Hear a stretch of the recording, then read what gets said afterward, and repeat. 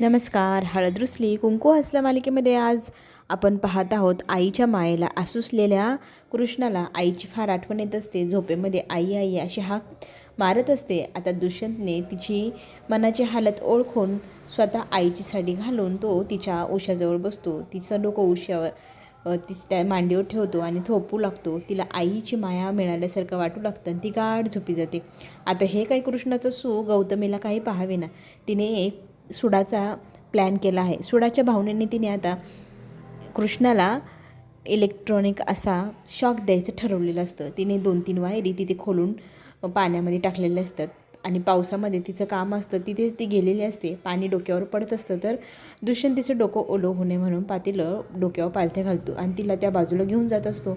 पण त्यांच्या पायाजवळ इतकी मोठी वायर उघड्यावर पडलेली असते जिचा शॉक लागल्याने आता त्या दोघांनाही काय होईल याचीही माहितीही नसते. ते दोघं त्या दिशेने निघालेले असतात. आता इथे गौतमीला घाम फुटलेला असतो.